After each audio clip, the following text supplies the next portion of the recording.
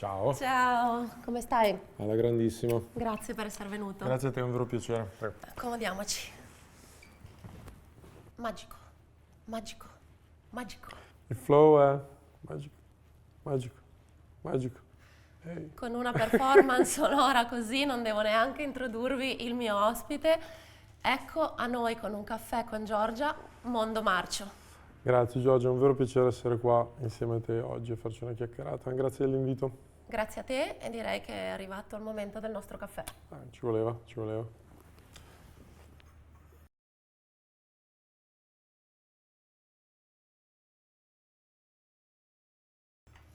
Ora possiamo lanciare la sigla.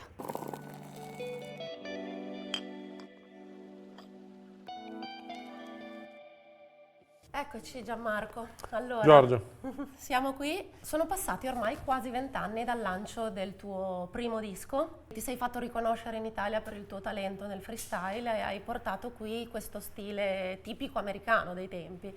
Come ti senti adesso a 20 anni di distanza, ripensando a quei momenti? ma alle volte sembra veramente tanto tempo, no? Cioè se stai a contare gli anni, sai, si dice che uno deve cambiare lavoro ogni 10 anni, no? C'è questo detto. Quindi io sono in ritardo del 200%.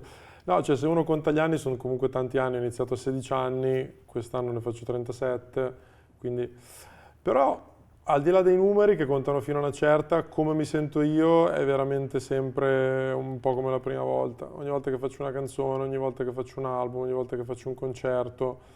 C'è tanta esperienza perché ho fatto tante esperienze, però lo stimolo è molto molto genuino ancora, è molto fresco.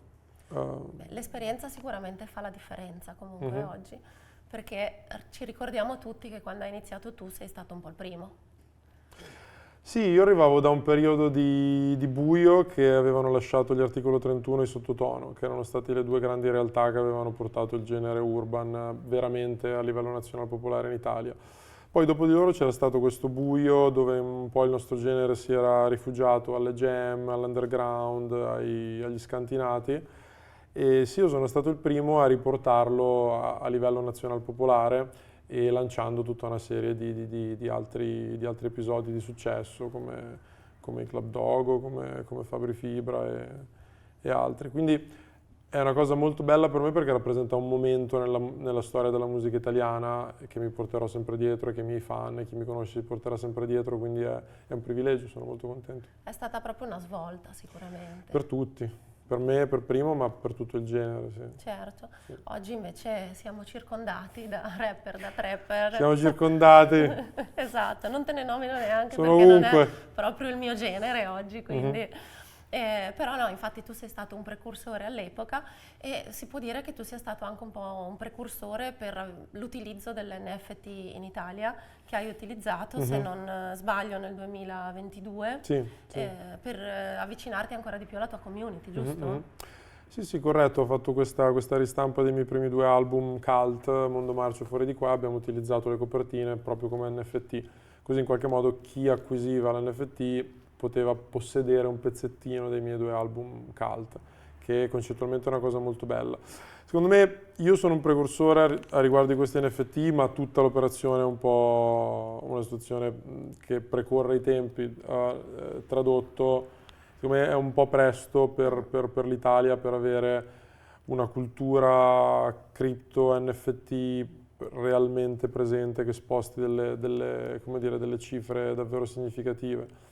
Non so se è perché siamo un pochino più piccoli che negli Stati Uniti dove sono 6 volte il nostro numero, può essere una questione di numeri o può essere una questione di cultura, non lo so, forse l'italiano vuole di più poter toccare il prodotto E invece forse che... sì, è un po' questa Non lo cultura so. dell'avere la propria cosa, del possederla, mettere i soldini sotto il cuscino, sotto il Forse siamo un materasso. pochino più alla vecchia ancora, che non è necessariamente una cosa brutta, anzi, No, è forse una anzi. cosa più concreta, non lo so. C'è Però poca secondo me conoscenza comunque secondo me sì, ancora in sì, Italia. non è ancora molto diffuso, non è ancora molto diffuso. Detto questo, posso dire, non tanto per vantarmi io, perché non l'ho seguita tecnicamente direttamente, io ho seguito la creatività, l'idea, poi chi ha sviluppato, io guarda, di tecnologia sono poco poco e male male. E quindi è una delle operazioni NFT nella musica che è andata meglio in Italia in assoluto, Ma dai. anche rispetto a altri nomi che non faccio, molto più popolari se vuoi. Quindi nel nostro piccolo abbiamo fatto molto bene. Beh dai, grande. Di nuovo l'esempio che sei stato un precursore. E comunque il discorso delle cripto si può dire che abbiano seguito un andamento anche un po' simile a quello del mercato degli orologi, visto che so che sei un grande appassionato. Hanno avuto un boom per poi avere una discesa ancora più critica di quella degli orologi, senza dubbio. Sì, ancora più pericoloso perché sai, l'orologio da un certo punto di vista è un po' come l'opera d'arte, no? Quando investi in arte la prima cosa che ti dicono è vabbè, tu comunque prendi qualcosa che ti piace, perché male che vada te lo tieni in casa e te lo guardi, no? Esatto. Che è vero, perché comunque c'è, anche se poi compri qualcosa che si rivela non essere un investimento per anni motivi, comunque ce l'hai in casa ed è una cosa bella che ti sei comprato. La cripto no, cioè la cripto ci sono state un sacco di valute che fortunatamente non ho comprato, che comunque erano delle fuffe totali, quindi Sì. quantomeno l'orologio, se hai un bel orologio, hai un bel orologio Nel mondo delle cripto ho letto che c'erano tantissimi truffatori, ci Oh. saranno anche adesso, però bisognava stare veramente molto attenti. certo. Cosa che, ahimè, esiste anche nel mercato degli orologi, non a quel livello, perché c'è molta documentazione. Ora, non vogliamo prenderci meriti, ma con i libri di mio papà sicuramente siamo riusciti a dare una bella spinta culturale, soprattutto per quanto riguarda Rolex e Patek, però c'è talmente tanto interesse per gli orologi in Italia che insomma la gente è riuscita a farsi una bella cultura. E parlando di orologi, io vorrei dare un occhio all'orologio che indossi, perché è la prima volta che lo vedo. Allora, questo nello specifico è un orologio Azad Watches. Il creatore, l'ideatore è Bobby Azad, che è un mio carissimo amico iraniano. E i motivi per cui amo questo orologio, ne ho due in realtà, uno verde e uno blu, e sempre con questo stile, comunque c'è il cielo stellato. Poi io sono comunque un fan, se così si può dire, della luna, nel senso tutto quello che il simbolo della luna rappresenta, no? Ho anche un tatuaggio con le fasi lunari, che in qualche modo rappresentano un po' il ciclo della vita, no? È l'eterno ritorno di Nietzsche, se vuoi. Cioè tutto quello che finisce ricomincia, eccetera, eccetera, eccetera, per sempre, come le fasi lunari, no? E quindi c'è appunto le fasi lunari, che è una cosa che mi piace molto, il cielo stellato, e in qualche modo si avvicina un po' a dei concetti di esoterismo, anche il mondo dei tarocchi. Vedi qua ho le carte, qua c'è la stella, qua c'è il mago che è la mia carta dei tarocchi, quindi è un mondo che mi sta vicino e di cui apprezzo i valori, e quindi questo è il primo motivo. L'altro motivo è che la storia personale di Bobby, che è venuto dall'Iran, con tutta la situazione che sappiamo complessa dell'Iran, anche la sua famiglia, tutta la situazione politica dell'Iran, è venuto a New York quando aveva 8 anni, quando era proprio un bambino, e rappresenta proprio una storia di successo americana, ma non quella che ti vendono nei film, cioè quella il sogno vera. americano. Esatto, non il sogno americano dei film dove il ragazzino che gioca a baseball, poi, no, cioè nel senso la Kevin Costner. È una vera storia dove lui proprio è arrivato da bambino senza niente e si è realizzato facendo quello che ama fare, cioè gli orologi, no?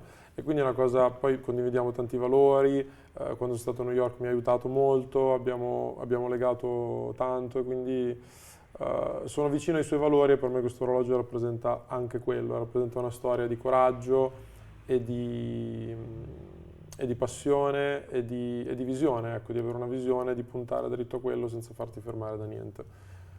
È una bellissima cosa, perché secondo me la cosa più bella che c'è dietro un orologio è proprio la sua storia. Sì. E qui è molto forte. No, poi comunque adesso anche oggettivamente secondo me proprio come manifattura. E lui è tuttora a New York e fa Sì, è a New York adesso ha 55 anni, è andato lì che aveva 8 anni, quindi sono 40 e passanni che sto lì. Poi mi darai il suo contatto per quando vado a New York, certo. Andrò sicuramente a trovarlo. Molto bello, complimenti. Io oggi, esatto, ma anche a te per la condivisione dei valori, perché oggi si sa, in un mondo in cui tutti vogliamo apparire con griff, portare qualcosa in cui credi e con cui condividi i valori è una cosa molto bella e non comune. D'accordo. Io ti rispondo con un po' meno poesia, in realtà oggi mi sono messa un Submariner cosiddetto Hulk, referenza 116-610 LV, e veramente molto meno poeticamente, solo perché ero vestita di verde e ho voluto fare l'abbinamento. Però il verde tu sai che è il colore che scelgono i geni, verde, quindi numero 1, e poi è un colore di healing, per la psiche umana, è un colore che più lo guardi e in qualche modo ti porta alla guarigione, comunque è un colore curativo, diciamo così. Mia nonna diceva che con il verde si dorme bene. Le nonne ne sapevano. Esatto, esatto. E comunque questo orologio è anche un po' uno dei simboli della salita e della caduta del mercato di cui parlavamo prima. Okay. Perché questo negli anni proprio della pandemia 2020-2021 aveva raggiunto prezzi folli, era arrivato pensa a 30.000 euro circa, valore di mercato, quando l'originario prezzo di listino era sui 7-8. Non mi ricordo bene, ma inizialmente era mi sembra sugli 8. Poi è uscito di produzione, però era proprio arrivato a un livello di speculazione incredibile, per poi riscendere a livelli, tra virgolette, un pochino più accettabili. Resta sempre un pezzo da collezione. Bello però custom col importante. cinturino così. Sì, guarda, devo dire che a me piace È personalizzarli. più femminile così, sì. È vero? Ma poi Bello. sono più comodi. Beh, certo. Anche per l'estate, magari Sì, sudi, fai sì, sport. sì. Io poi l'orologio lo tengo sempre, faccio sport, mi alleno, vado a correre, litigo con i miei bambini, sempre l'orologio. No, e parlando di sport, ascoltando una tua intervista in cui dicevi per me la musica è un'esigenza perché mi serve per trasformare le energie negative in positive. Certo. Io uso proprio lo sport per questo. Assolutamente. E quindi capisco che per te lo scrivere canzoni sia proprio una forma di sfogo. Sì, un po' per continuare la prima domanda che mi hai fatto, uno dei motivi per cui dopo 20 anni faccio ancora musica quotidianamente è che è terapeutico. Certo. Al di là di quanto amo farlo, è proprio una cosa che mi accorgo che mi fa bene e mi fa male quando non lo faccio per un po' di tempo. Cioè se non lavoro a una produzione musicale o se non scrivo qualcosa per più di qualche giorno sento proprio che c'è qualcosa che devo buttare fuori, quindi è davvero terapeutico. Lo capisco perché io ho veramente la stessa sensazione con lo sport, essendo un'ex sportiva ce l'ho un po' forse nel sangue, Certo. Sono 2 o 3 giorni che sto ferma, poi scalpito. Manca qualcosa, Sì, che infatti. è molto meglio della terapia in realtà, perché la terapia intanto la devi pagare, così ci pagano per farlo, che non è male. Non è male. È molto meglio, sì. Tornando un attimo agli orologi, c'è qualche orologio della tua collezione a cui tieni particolarmente? Sì, guarda, ho proprio qua questo che secondo me è un gioiellino, è un Oyster Date, è del 78 e la particolarità di questo, oltre appunto al fatto che è tutto quanto in oro, appunto dettagli molto curati, è una edizione limitata che veniva data in omaggio, non venduta, veniva proprio data in omaggio alle figure più eminenti della polizia e dell'esercito degli Emirati Arabi. Sì. Forze militari degli Emirati Arabi. Sì. E quindi Eagle Crest. Sì, quello c'erano soltanto loro in omaggio, quindi non lo potevi neanche comprare. È molto bello. E sì, a me piace molto, è quasi più un gioiello che un orologio, sono molto legato, sì. Oltretutto condizioni eccezionali. Sì, sembra nuovo. Posso? Certo. Veramente bello. Sì, anche abbastanza femminile, quindi in realtà sì. Per una fanciulla devo dire che si sposa. Sì, devo dire che sei stato carino a portarmi questo omaggio. Ok. Bel pensiero. Se leggi sotto c'è scritto Pietro. Perché deve tornare indietro, oppure Jack comeback se l'hai comprato all'estero. No, Sì, veramente bello. Bello e poi un pezzo raro da collezione, quindi ci credo che tu ci tenga in modo particolare. Sì.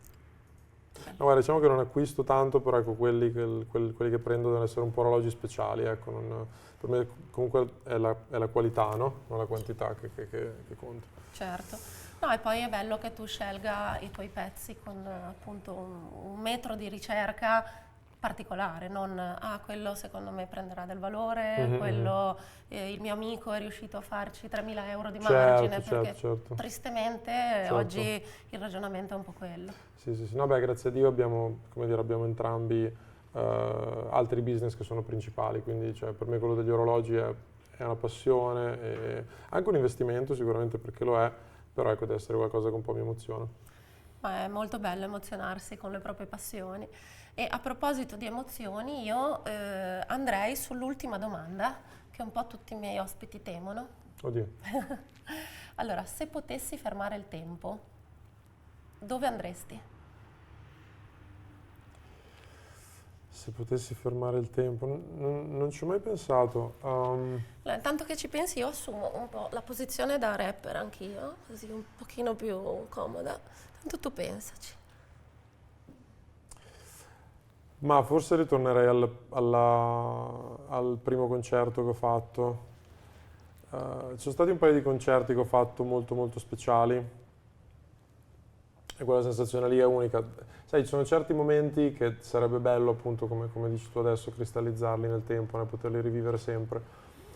Però credo anche che la cosa che ci rende veramente unici a noi come esseri umani è proprio ciò che ci definisce, la nostra impermanenza, cioè il fatto che comunque abbiamo una data di scadenza da quando nasciamo e che ogni momento dura l'esatto istante che dura e poi è andato per sempre. Quindi il fatto di essere effimeri è ciò che ci rende veramente unici. Questo è già un ricordo, quello che stiamo vivendo. Questo è già un ricordo, esatto, questo è già un ricordo. C'è un paradosso molto interessante per descrivere il momento presente, no? Se uno vuole descrivere il momento presente, come fa? È quello che sta in mezzo, il presente è quello che sta in mezzo al passato e al futuro. Però se vai a vedere, il passato non esiste, perché non esiste più, e il futuro non può esistere perché non è ancora iniziato. Esatto. Quindi che cos'è il presente? Qualcosa che sta in mezzo a due cose che non esistono, ed è un paradosso, è molto difficile capire cos'è il momento presente. Però tutto questo per dire che sarebbe bello cristallizzare tanti momenti che ho avuto, come, che ne so, la prima volta che mi sono innamorato veramente, quella, nel senso, è una botta che rivivrei altre 10.000 volte. Però è bello anche apprezzare la fine delle cose, in un certo senso. È bello anche accettare comunque che le cose hanno un inizio, una fine e andare avanti per provarne altre. Certamente sono cose che ci fanno crescere. Se ci riesci, non è detto. Vero, non è detto. Però se ci riesci è bello, sì, andare avanti sul viaggio. Non mi hai detto però qual è stato il tuo primo concerto a cui torneresti? Durante il mio primo tour sicuramente ce n'è stato uno che era, se non sbaglio, durante una festa dell'Unità, quando si facevano ancora le feste, non so se si fanno ancora le feste dell'Unità, io non le sento più da non so quanto tempo, però comunque ai tempi si facevano, mi avevano invitato e sai, capitano queste cose, atmosfera giusta, serata giusta, c'era un clima molto molto speciale, c'era tantissima gente, è stata una di quelle volte che mi sono sentito, c'era un'atmosfera magica, ecco, c'era un'atmosfera magica, anche la location era su dei colli. Era tutto molto speciale e quelle cose lì ti fanno sentire speciale. Sai, sono dei momenti quando la gente canta le tue canzoni, ti guarda negli occhi, tu guardi negli occhi loro, è qualcosa che va oltre la musica, stai condividendo un'energia, stai condividendo qualcosa che è molto difficile da descrivere, però è davvero magico, è davvero speciale. Deve esserlo davvero, essere dall'altra parte. Io sono sempre stata dalla parte del pubblico, amo andare ai concerti, ho dei cantanti che adoro. E ogni tanto mi immagino cosa possa esserci dall'altra parte, deve essere un'emozione pazzesca. Sì, devo dire che dopo 20 anni non finisce mai di darti delle gran belle botte.